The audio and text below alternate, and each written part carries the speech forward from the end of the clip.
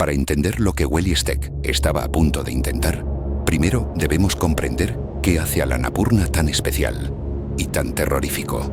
El Annapurna 1, 8.091 metros sobre el nivel del mar, el 10º pico más alto del mundo. Pero estas cifras no cuentan la historia completa. El 3 de junio de 1950, los escaladores franceses Maurice Herzog y Louis Lachenal alcanzaron la cumbre del Annapurna, convirtiéndolo en el primer 8000 en ser escalado con éxito. Esto ocurrió 3 años antes de que el Everest fuera conquistado. El Annapurna fue primero, pero ese éxito inicial escondía una oscura verdad. Herzog y Lachenal pagaron un precio terrible. Ambos sufrieron congelaciones severas y perdieron dedos de manos y pies. El descenso fue una pesadilla de supervivencia que casi les cuesta la vida. Y eso fue solo el comienzo. La cara sur del Annapurna, una pared de roca que se eleva a 3.000 metros, es reconocida como una de las escaladas más difíciles del mundo. En 1970, una expedición británica liderada por Chris Bonington logró la primera ascensión de esta cara, con Don Whelan y Dougal Haston alcanzando la cima. Pero incluso ese éxito terminó en tragedia cuando Ian Clough murió durante el descenso, aplastado por un serac que se desprendió. La lista de nombres continúa. Alex McIntyre, un brillante alpinista británico, fue alcanzado por una sola roca mientras intentaba una nueva ruta en 1982. Murió instantáneamente. En 1992, los franceses Pierre Béguin y Jean-Christophe Lafay intentaron una línea directa por la cara sur. A 7.500 metros, un rappel falló. Béguin cayó al vacío junto con todo el equipo. Lafay quedó atrapado en la cara durante 4 días, herido, solo, sin equipo. Milagrosamente sobrevivió, pero quedó marcado para siempre. Esta línea, la ruta Lafayette, era la línea que Welly Steck quería completar. Bienvenidos a Summit Tales, que comience el juego.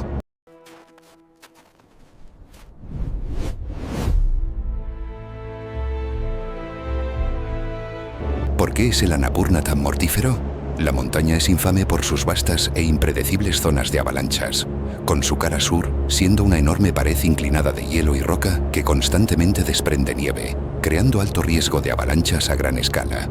Las avalanchas son la principal causa de muerte. Pueden ser desencadenadas por nevadas frescas, viento o temperaturas cálidas, haciéndolas casi imposibles de predecir. Pero no son solo las avalanchas. Las rutas hacia la cumbre son empinadas y requieren un alto nivel de habilidad en escalada en hielo y roca, con escaladores debiendo navegar peligrosos saltos de hielo, profundas grietas y seracs inestables. Y luego está el clima. El Annapurna crea su propio sistema meteorológico. Las tormentas pueden aparecer sin previo aviso. Los vientos en la cumbre pueden alcanzar velocidades de huracán. El frío extremo puede congelar la carne expuesta en minutos. Todo esto contribuye a una estadística escalofriante que ya mencionamos. Históricamente, 1 de cada 3 escaladores que intentaban el Annapurna no regresaba vivo. Ahora imagina intentar esto, completamente solo. Lo que sucedió a continuación es difícil de comprender para cualquiera que no sea alpinista de élite. Y honestamente, incluso para ellos. Steck no quería escalar la cara sur del Annapurna solo. Había aclimatado ascendiendo las primeras secciones de la cara con su compañero de escalada, quien decidió renunciar en el último minuto. Ahora estaba completamente solo. Su plan era simple en teoría, imposible en la práctica. Escalar directamente por la línea que Lafayette y Béguin habían intentado en 1992, la línea donde Béguin había muerto. Alcanzar la cumbre, descender por la misma ruta, todo en una sola empujada continua, sin campamentos, sin descansos prolongados, sin red de seguridad. Había aprendido de Erhard Loretan, su alpinista ideal, que al escalar de noche en el Himalaya, el cuerpo se mantiene caliente y se puede cruzar terreno más estable. Así que Steck esperó a que cayera la noche y el viento se detuviera. Las primeras horas fueron de ritmo constante, o Steck se movía como un fantasma por la pared, su linterna frontal cortando la oscuridad absoluta. Cada paso calculado, cada movimiento preciso. A las 7 de la noche, alcanzó los 7.050 metros, una banda rocosa prominente. Aquí buscó refugio, porque algo terrible estaba sucediendo. El viento intenso creaba avalanchas de nieve en polvo y durante un momento fue golpeado con tal fuerza que todo lo que pudo hacer fue aferrarse a sus piolets para evitar ser barrido por la cara. En ese instante, perdió algo crítico. Dejó caer uno de sus guantes de plumas y su cámara también cayó. Ahora tenía que escalar hacia la noche mortal con solo guantes finos. Llevaba el guante exterior de plumas en su mano izquierda o derecha, dependiendo de cuál sentía más frío.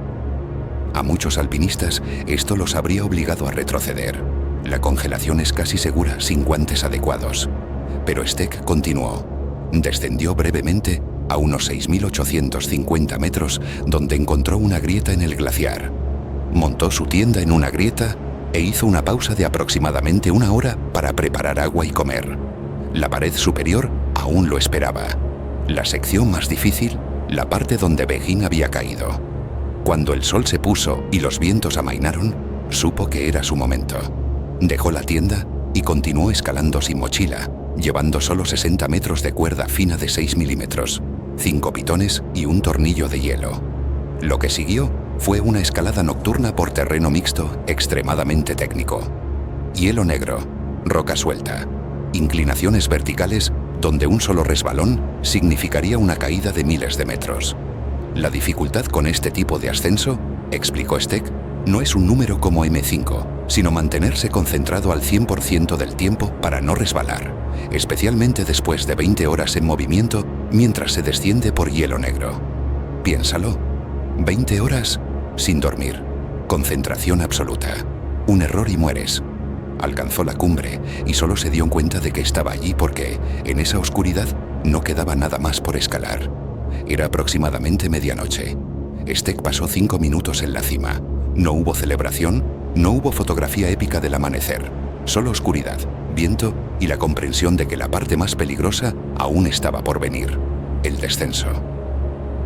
5 minutos después, comenzó el descenso por la misma ruta, siguiendo los mismos pasos que durante el ascenso fueron su costura sobre el vacío, y durante el descenso los deshizo.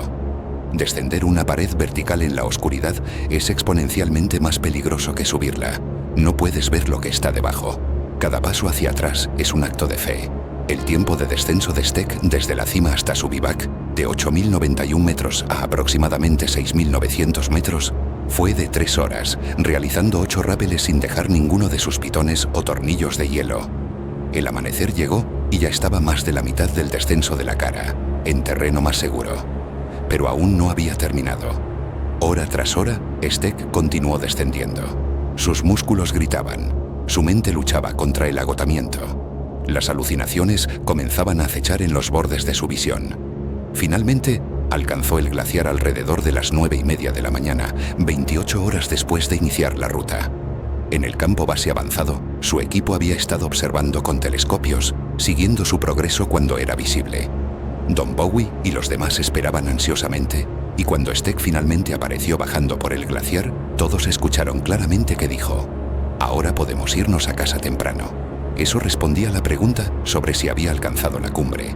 Willy Steck acababa de completar lo que muchos consideran imposible: la primera ascensión de la línea directa en la cara sur del Annapurna, y probablemente el primer ascenso en solitario de la cara sur del Annapurna. La noticia se extendió como un rayo por el mundo del alpinismo. Los titulares lo proclamaron como una de las hazañas más impresionantes en la historia de las montañas. Algunos comentaristas señalaron que apenas podían comenzar a entender la magnitud de la hazaña. La ascensión fue eventualmente llamada una de las escaladas himalayicas más impresionantes de la historia. Pero no todos estaban convencidos. Surgieron dudas. Existen dudas significativas sobre esta afirmación. Algunos cuestionaron si realmente había alcanzado la cumbre en la oscuridad. Otros señalaron inconsistencias en los relatos. El debate continúa incluso hoy en ciertos círculos de alpinismo. Sin embargo, 4 personas en el campo base siguieron cada uno de sus pasos con telescopios y al día siguiente se pudieron ver las huellas hacia la cumbre. Para Steck, la controversia era irrelevante. Cuando se le preguntó qué debería escribirse sobre este ascenso, respondió: «No hay necesidad de escribir nada al respecto. Esta escalada no se trataba de récords o reconocimiento», declaró. «Escalé el Annapurna solo para mí. Es muy egoísta, pero puedo decirles que fue mi mejor experiencia jamás», agregó. «Mi fuego interior está ardiendo una vez más. Casi se extinguió después del Everest. Ahora ha vuelto a encenderse completamente. Esto me hace feliz y creo que estoy comenzando a encontrar la diversión en la vida de nuevo. Pero hay una nota final, más oscura en esta historia. Después del ascenso, Stek declaró: «Creo que finalmente encontré mi límite de altitud. Si escalo algo más difícil que eso, creo que me mataré». Fue profético.